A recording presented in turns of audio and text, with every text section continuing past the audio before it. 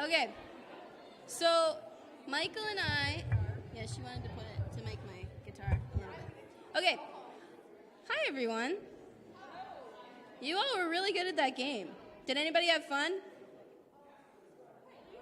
All right, some fun. Sweet. Okay, so Michael and I are from Camp Wapo, and we have a couple songs that we want to share with you. And those of you who have been to Camp Wapo, I know I've heard that you love the Lord's Prayer, so we're also going to do that one. But we're going to start with Radical God, and it's got some actions, and my friend Michael, something about him, he loves actions. So you can watch him, and we're going to teach you this song, and the words are going to be up on the screen, okay? Oh, sweet. Yeah, okay, so then I'm not going to teach it, because you know it, right? Right? Yeah, okay, good. Some of the things have changed a little bit. We've changed the pronouns of God from he to God, okay? So it's going to be up on the screen.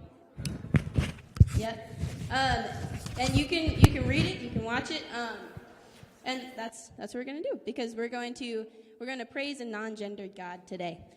Okay? All right? Because you know it, right? Yes. You ready? Here we go.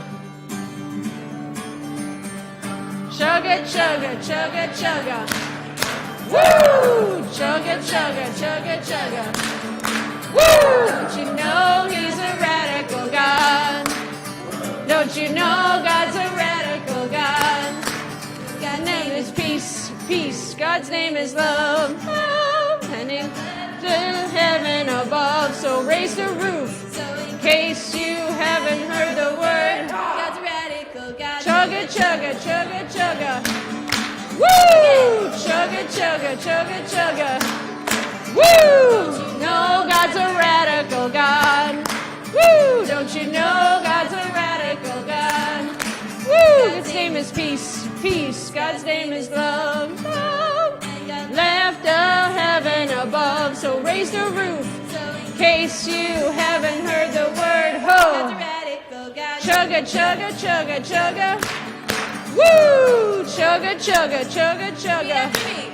Woo! Let me tell you why. Let me tell you why. Radical God, God's a radical God. God's a radical God, God's a radical God. The earth, the seas, and stars, and the sky. Give me the earth and the seas and the stars and the God sky. came to be a man and God came to die. Came to be a man and he came to God die. couldn't say dead. God didn't say No, he dead, couldn't say dead. because he couldn't say dead. Jesus rose from the grave. Jesus rose from the grave, He came to save. and he came to save. That's why. That's why. Radical God. That's radical God. That's why. That's why. Radical God. It's a radical God, and no, God's a radical God. Woo! You know God's a radical God. Woo! His name is peace, peace. God's name is Love, love, and I left of heaven above, so raise the roof in case you haven't heard the word. God's a radical God. Chugga, chugga, chugga, chugga. Woo! Chugga, chugga, chugga, chugga. Woo! Nice. So part of why I talked to Mari about, and you can have a seat. Part of why I talked to Mari about changing, taking the male pronouns out is because we know that God is not a person, right? God doesn't have a body. God doesn't have an address. God doesn't have body parts like we know of as people, right? So we have often, God has lots of different names in the Bible, but we really, Katie and I talk about this a lot because we're both women serving in the church, and we want to be included in the image of God as well. So we talk about God as Father, but we can also talk about God as Mother. We can talk about God as Creator.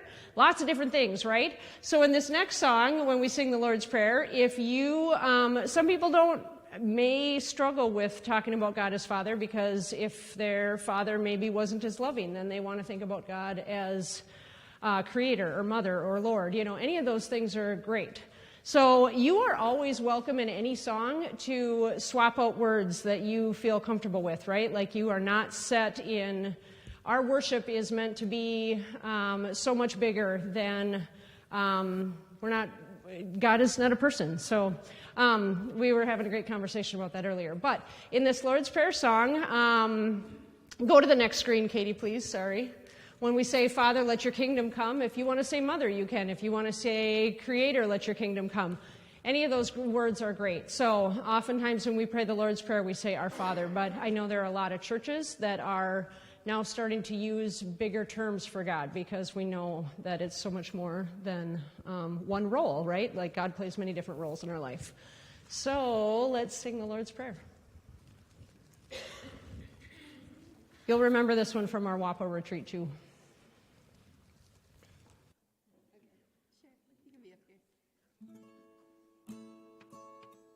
We know this one? Or do I need to teach it? We know this one? Okay, cool. Father, let your kingdom come. Father, let your will be done. On earth as in heaven. Right here in my heart. Father, let your kingdom come. Father, let your will be done. On earth as in heaven. Right here in my heart. Give us this day our daily bread. Forgive us as we forgive the ones who sinned against us. Forgive them and lead us not into temptation, but deliver us from evil one. Let your kingdom come. Father, let your kingdom come. Father, let your will be done. On earth as in heaven. Right here in my heart. Father, let your kingdom come. Father, let your will be done. On earth as in heaven. Right here in my heart. Give us this day our daily bread. Forgive us as we forgive the ones who sinned against us. Forgive them and lead us not into temptation, but deliver us from the evil one. Let your kingdom come. It's yours, all yours, all yours. The kingdom, the power, the glory are yours. It's yours, all yours, all yours. Forever and ever, the kingdom is yours. It's yours, all yours, all yours. The kingdom, the power, the glory are yours. It's yours, all yours, all yours. Forever and ever, the kingdom is yours. Father, let your kingdom come. Father, let your will be done. On earth as in heaven. Right here in my heart. Father, let your kingdom come. Father, let your will be done. On earth as in heaven. Right here in my heart. On earth as in heaven.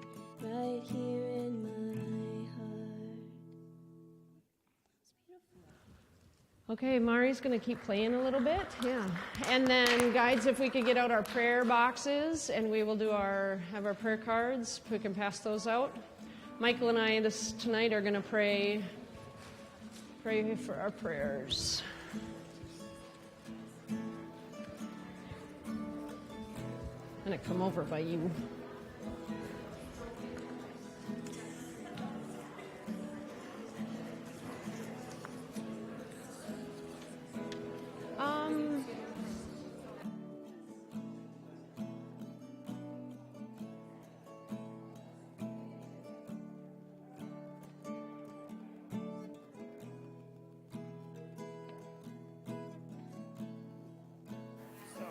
sure this is. We're good.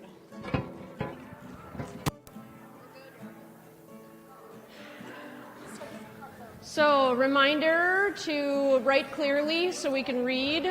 And although God hears all of our prayers, we want to use this time in a way that honors our friends and those we're praying for and isn't a time to be silly.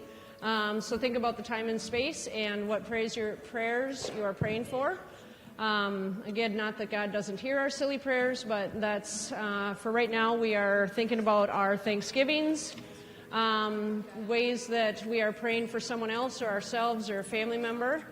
And then once you have your prayer done, bring it up to the basket and plant both your feet on the ground. Take some deep breaths, close your eyes, center your body.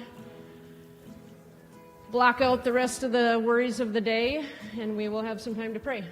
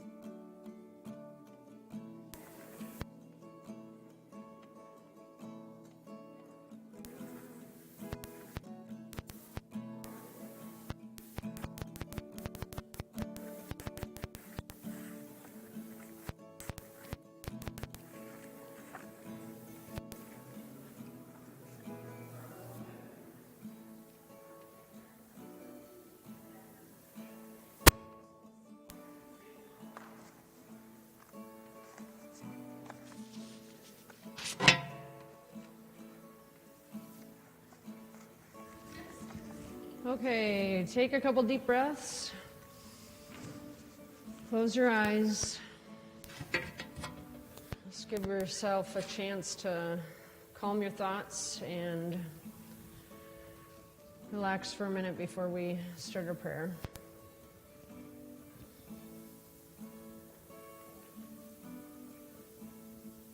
God, we know that we can bring any concerns or needs that we have to you, people that we're thinking of, situations that might be tough.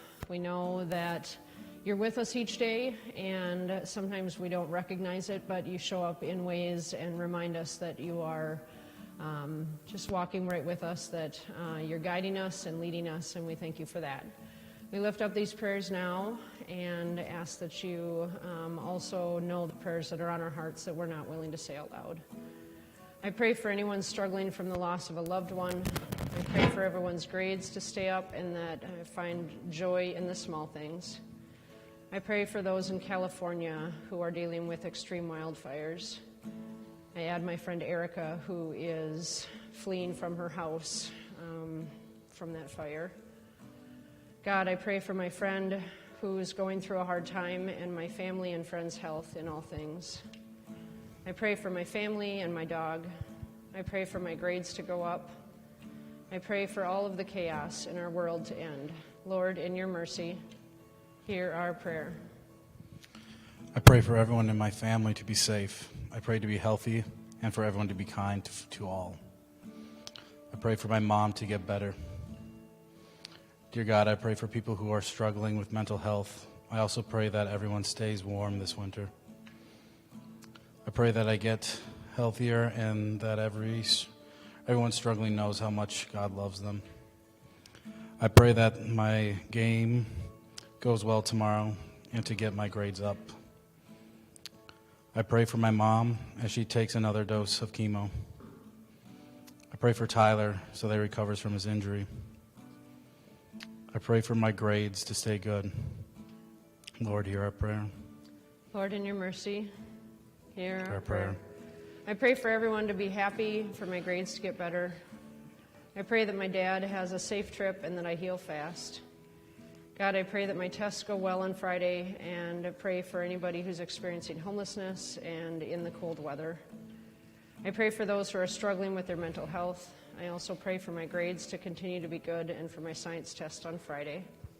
I pray that I do good on my global studies test tomorrow, and I pray for anyone struggling with mental health problems. I pray that my grades stay good and everyone stays healthy. Lord, I pray for all those who are currently sick and that they may be healed, and I pray that sicknesses can stop spreading. I pray that the Camp Wapo staff have a safe ride home. Lord, in your mercy, hear our prayer. I pray that my math test goes well. I pray that my friend recovers from an injury and I do good on the upcoming tests. Thank you for all the family time over the holidays. It was such a gift. I pray that my family, friends, and I become closer to God. I hope school keeps going well. Dear Lord, I hope that, or for all people to realize that they are loved and deserve to be here. To stay healthy during the snow. I pray that everyone stays happy and healthy for this new year. I pray that the new year will be a good one. Lord, in your mercy, Hear our prayer. Dear God, help my head to get better so I can play hockey, and help me so I can stay injury-free for a while.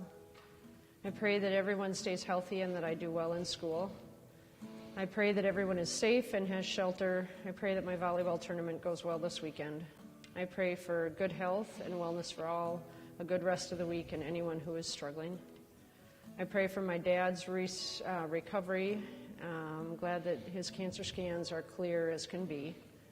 I pray for my mom healing from her surgery. I pray for everyone with a mental health struggle, for people to stay safe. I pray for anyone who may struggle with mental health, find peace and faith in God. Lord, in your mercy, hear our prayer. I pray that I get good grades. I pray that I do good in my tournament this weekend. For good grades. Dear God, I ask you to help my grandpa as he recovers. Dear God, I thank you for all my friends and family, and that even for you for keeping them healthy.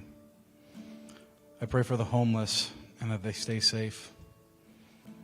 Dear God, I thank you for the challenges that make us stronger, and I pray that everyone has a shelter for the winter.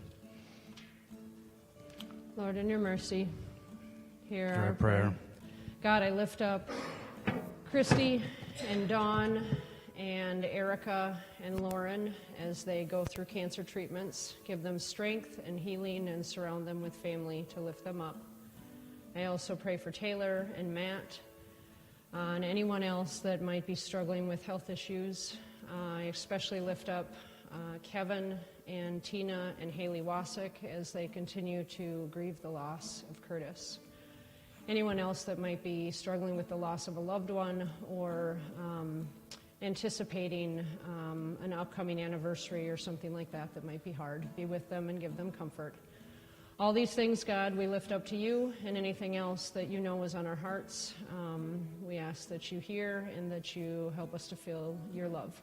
And all God's children said, amen. Thank you, Michael, and Mari, thank you for playing. A couple announcements tonight. Pastor Tim is starting on Monday, so his name is Tim Wheatley. Yeah, you can clap. It's exciting.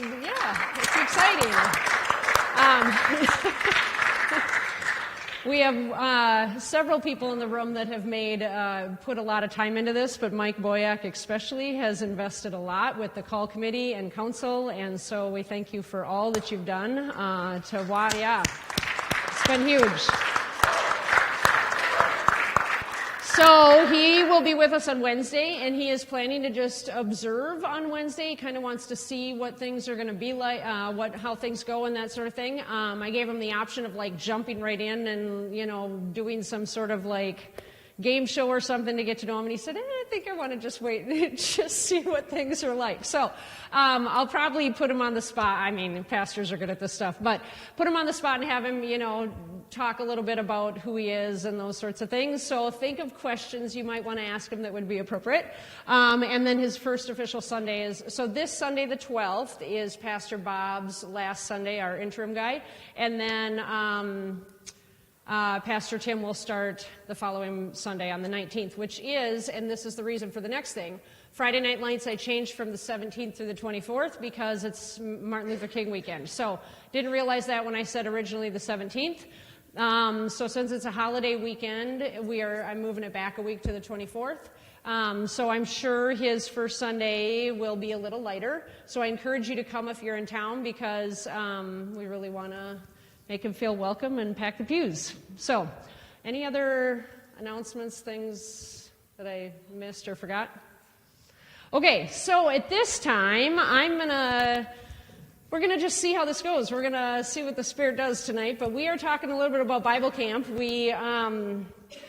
I asked Mari, and I didn't talk with Michael on the phone, but I talked with Mari, and you can see what you want to share, if anything. But asked Mari if she would share a little bit about her journey to camp. So, fun fact, when I was a camp counselor out at Green Lake Bible Camp in Spicer, Minnesota, Mari has a twin, and I remember when she and her twin sister were born because her dad, Paul, was one of the program directors out at Green Lake. And so it's really funny. Last year when she was here for Camp Week, so we've done this is the second year that we've done this in January, she came and she's telling me, I'm like, gosh, you look so familiar. And she told me her name, and I was like, your dad is Paul. So anyway, made the connection last year when she was here, and it's been fun I haven't watched you grow up necessarily, but I remember when your dad brought you out to camp, and it was also when Mark's kids were running all over the place. So it's kind of like, my little Drew, the 6-year-old that runs around like he owns the place. So when you grow up at camp, that's sort of what happens when you're a camp kid. You just, you feel really comfortable and you go everywhere and talk to everybody, and everybody gives you high fives and hugs. And so I spoiled the beginning, but now I'm going to let you take it from there. So. Okay. So I grew up at camp, so camp is a really important thing in my life. And it was a similar Bible camp to Camp Wapo. But yeah, I was born into it, and my dad was in the job that I have currently, so that's kind of full circle and weird. But yeah, so it was really fun, and I remember one of the earliest memories that I have as a child is at camp, and it was at campfire, and my feet were all dirty because I'd been running around in the sand all day, and I didn't know where my shoes were, and I had scrapes on my knees because I was climbing trees probably. And I had twigs in my hair, and I rolled up to campfire, and I sat next to my favorite counselor. I can't remember who it was. But I remember sitting next to my favorite counselor and singing a really beautiful song that I loved, and I listened to the guitar, and my dad was up there, and it was the best, most chill memory of my childhood, I think. And I remember thinking, because then, so in my life, my dad was the program director, and then my dad wanted to go into ministry, and so then he left to be ordained in the church. And so now my dad is a Lutheran pastor.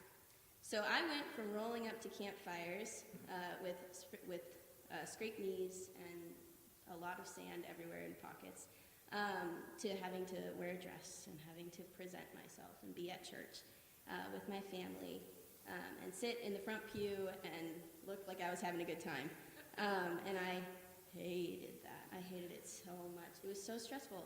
And I didn't ever feel as close to God as I did in the moments when I would sit at campfire and I would just listen and I would be a part of things.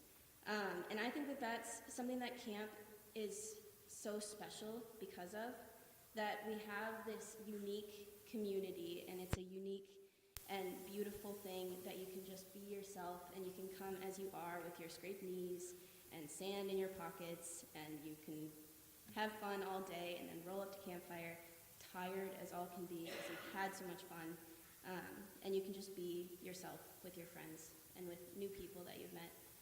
And so I think that that is a huge impact that camp has, and it's not something, raise your hand if you've been to camp before. Any camp. Yeah. Does this ring true for you? Put your hand up if it rings true for you. Yeah, absolutely. It's such an important thing, and you can't experience it, or you can experience it when you go to camp, but I haven't had that same experience in any other place, even in church. But it's such a big part of church, because I would go to camp, and then I can come home, and I go to church, and I'm like, oh my gosh, we did the Lord's Prayer at camp. I actually know the Lord's Prayer, but I know it in song form. Or I know different things about the church service that I hadn't known before that I recognized from camp. And so there's a huge part of church that is involved in camp that is kind of underlying and a huge part of why camping ministry works and why people come with their congregation. Yeah, do you have anything you want to share? Sure. So I'll just start off by sharing my journey to camp and my first experience at camp. So I was not actually raised Lutheran. I was raised Catholic, and I was invited to come to camp. So I grew up neighbors to the executive director at the time, Lauren Tagg, and he had two sons. One was older than me, one was younger than me, but we were best friends. And they invited me to come to camp. And I had been to WAPO a little bit, so I'd got tastes of it, got to play Nine Square, got to play, Gaga didn't exist at that time, but we played this game called, it was a version of chip noodle, but you played with socks, with flour. And believe it or not, flour can hurt when it's packed. So we don't play that anymore, but I remember running as a little kid away from a counselor just coming full board at me. So, and another fun story about being Nine Square. The first time I ever played Nine Square, I stepped in first square, and the kitty corner square, a counselor wound up as hard as they could and slapped the ball and hit me right in the face. And I cried. I was little again, but I probably would have cried right now if I got it. That ball was hit really hard. And I got an ice cream sandwich out of it, so, there was a plus there. So I had these little tastes of camp by getting to go there because my neighbor was the executive director. And I remember when I was old enough to get to go to camp, I was like, yes, it's going to happen. And I remember counting down the days, and funny story, right when it was the day of to go to camp, I woke up and I couldn't open my eyes. What had happened was I got a cut on my leg, and I got poison ivy in that cut, and it was in my bloodstream, and my face swelled up, and I couldn't see. And I remember my mom and my dad doing these little fun things, let's just put vinegar on it, let's just rub lemon on it. I don't know where they got these ideas. It didn't work, it just burned. But I still wanted to go to camp. I was like, I'm not going to let this opportunity get away from me. So I went to camp. My counselors, I can't even imagine what they thought when they saw me when I got there, just this swollen face. But I did go to the doctor that night. I got some medication. I woke up, and it was completely gone. And I remember praying that night for it to go away. So that was a really cool moment, one of my best camp memories. Oh, along with that, so I also think that I was trying to be deterred away from going to camp because of that. But also, I got so excited when I got to camp. How many of you ever heard of Ox Lake? Anyone? One? Okay. Ox Lake was there someone else? Have you been there before? No? Okay. Well, there's this big hill that goes down into what we call Second Village. And I was so excited that I booked it down this hill of gravel, and I tripped and fell and scraped up my knees, scraped up my hands, just scraped up everything. I got up and brushed it off. So I'm sure my counselors were just like, what is this kid? That was my first experience at camp. And I loved every minute of it. I loved getting to know the counselors. How many of you have gone to camp and have that one counselor you remember? That was super cool. You're like, that counselor was awesome. Yeah, I had lots of those experiences throughout my entire time going through Ox Lake and WAPO. There was always that counselor I was able to relate to. And those were one of the first people I ever was able to fully express myself to. And so I remember growing up and I was like, I want to be a counselor. I'm going to come to camp and I'm going to be a counselor because that's the coolest job ever. Anyone feel that way right now? Anyone want to be a counselor? Well, hopefully you get there. But yeah, so I ended up wanting to go to be a counselor because I just loved camp. I loved the games. That was the main reason. But as I grew older, as I started doing seed, so that's when you're 16, you can start working as a counselor. I started doing that, and I really started to fall in love with the community. I fell in love with getting to be able to talk to others about my faith and getting to hear other people's faith stories. And that has just grown ever since into the role that I am now. And I just love hearing everyone where they come from, where they started in their faith journeys, and how they continue to grow during camp. Because I think camp is a really special place that changes people's faith. It enhances people's faiths. So yeah, that's my story and why I think camp is awesome. Do you have any questions for Mari or Michael? Yeah, throw them at us. I remember Eric Tagg. Oh, yeah. I worked with him a lot doing some camp stuff at my first church, so great guy. No questions for them, really? Come on, there has to be one. Okay, you think about, I want you to come up with one question for both of them. Let's go to the next slide. So this is the first camp that I went to, Chautauqua Lutheran Bible Camp, back in 1990. There are two people in this picture that you will know, actually, believe it or not. One of them is me, and one of them is one of your other guides.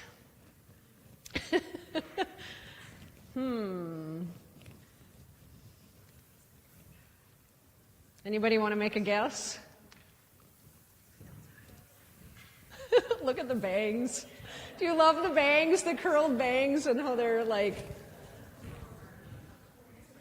Which one's me? Do you have any idea? One on the way left. Yes, I'm on the bottom way left. Nice job. So that, 1990, so I was born in 78, that makes me 12 there. And then the other person in this picture is not actually here tonight, but Sarah Thorsten, Marshall's mom. Yep, Marshall, just called you Marshall, Nolan's mom. Sorry to him.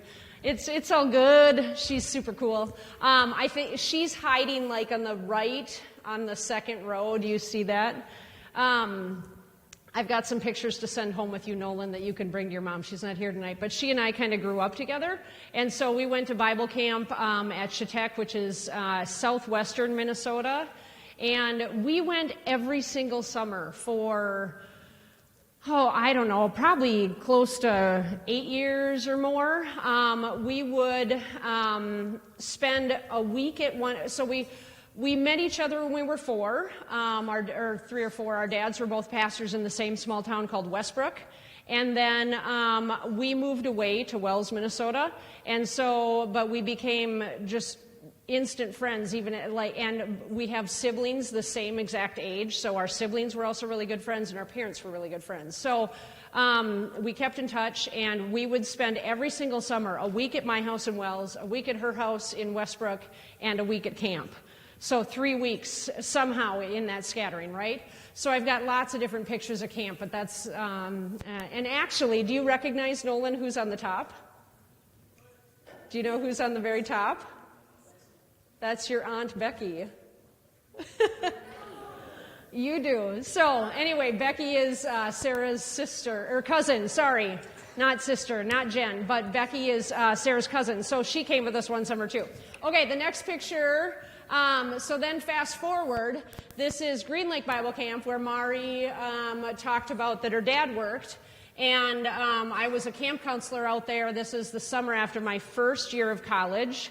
And so was a camp counselor there in 97 and then also 2000 after I graduated from college. So I was a program director, so counseled in 97 and then a program director for senior high at Green Lake. And that's west about an hour and a half out in Spicer, Minnesota. So there's that's our camp staff that summer, and Sarah is actually in.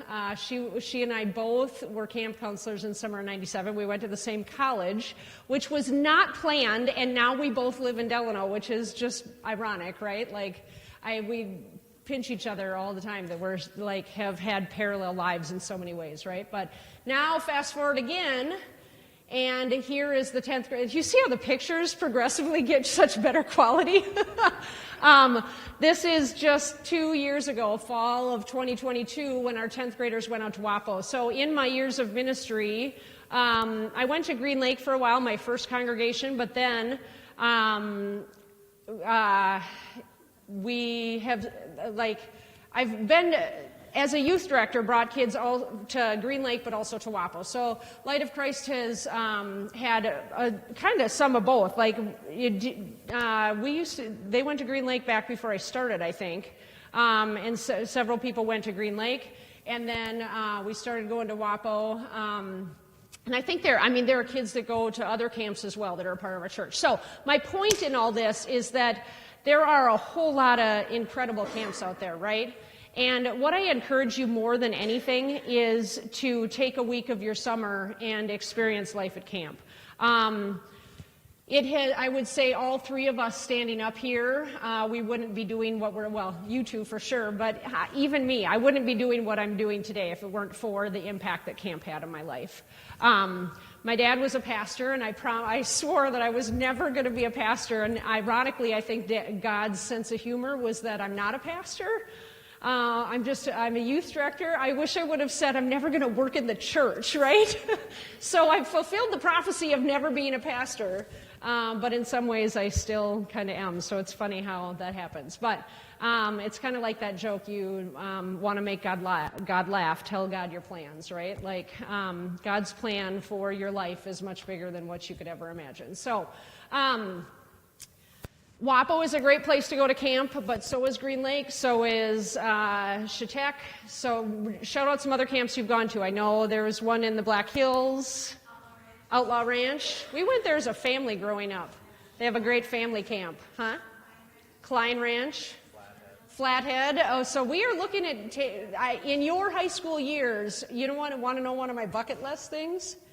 Flathead does a sailing trip. They can take up to 15 people on a sailboat for up to like 5 days. You can talk about this. Yes. So, there you go.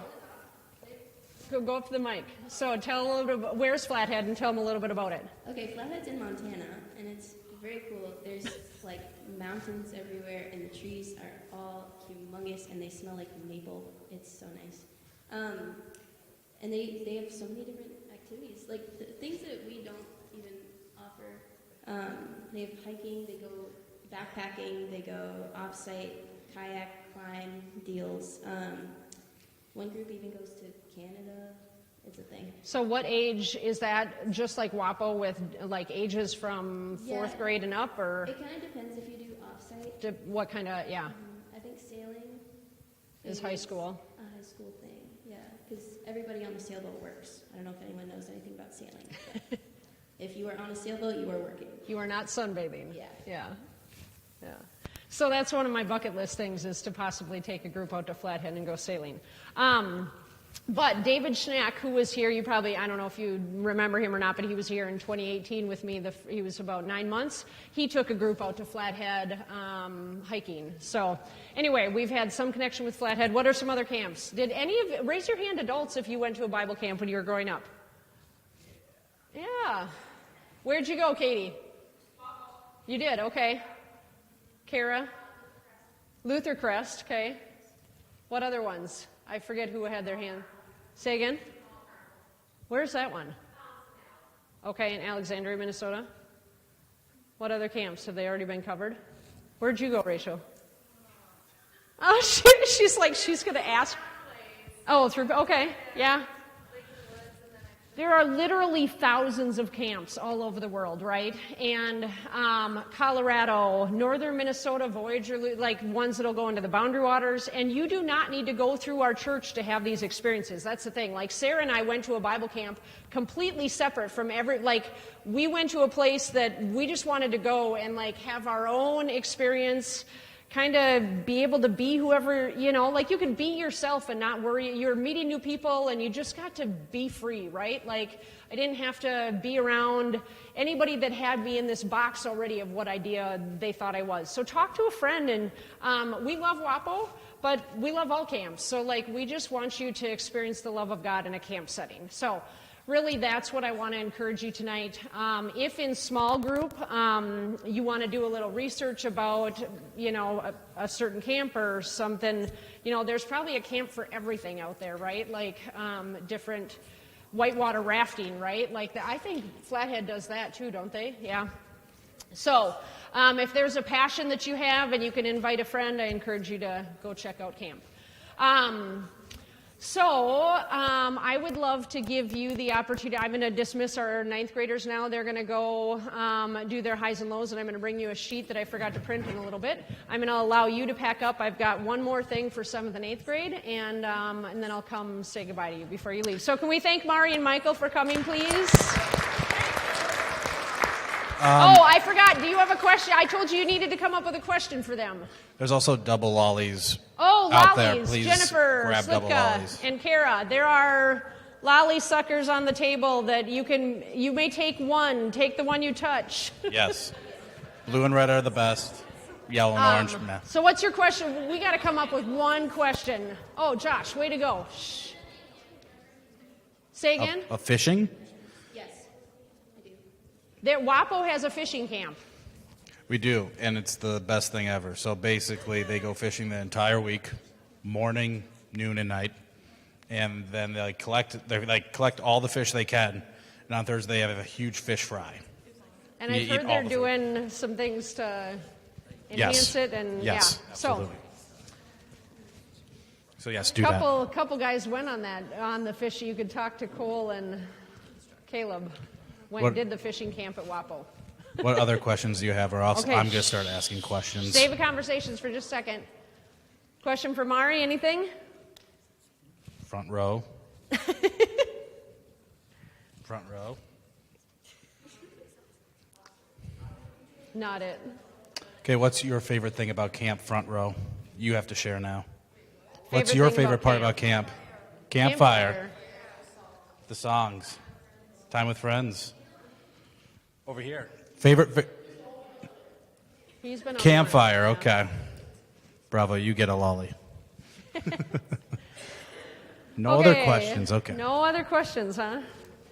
Well, we really appreciate you being here, helping us to experience the love of camp, even in our setting, and pray that you do have safe travels home. So I'll let you pack up, and I'll do my. Okay. Next slide. I forget what I. Oh, so one of the things about camp for me is that it allowed me to. We normally do faith questions, and I put these later because the thing for me about faith questions is that camp was probably where I talked about my faith questions the most, right? Like it was when I was growing up, I didn't grow up in a church where I was allowed to ask questions like you are, right? Like it was like, this is how it is, it's black and white, this is what you need to learn, regurgitate it, and, like get confirmed. It wasn't this like, what do you think about God? Nobody ever asked me like what my questions were about faith or like what struggles I had or things like that. So I put the faith questions later because I thought it'd be really cool.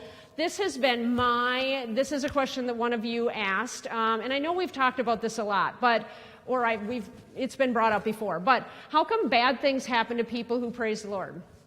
And I would say, why do bad things happen to good people, anybody, right? Like, and this is one that I think I have probably asked every single faith mentor, person, pastor in my life that I've ever met, that I will probably, when I die, be one of the first things that I want to challenge God and find out, like, why, right? Like, as most of you know, I spent a lot of time with Tina and Kevin Wasik when Curtis died, and there's no answers for me to this. This is probably one that I will die with, that I will, the only thing that I can come up with is that, like Pastor Bruce often talked about, love can't be forced, right? Like, love has to be a choice, a free will choice, right? Like, God doesn't say you have to love me. God gives us the ability to choose whether we're going to love God, right?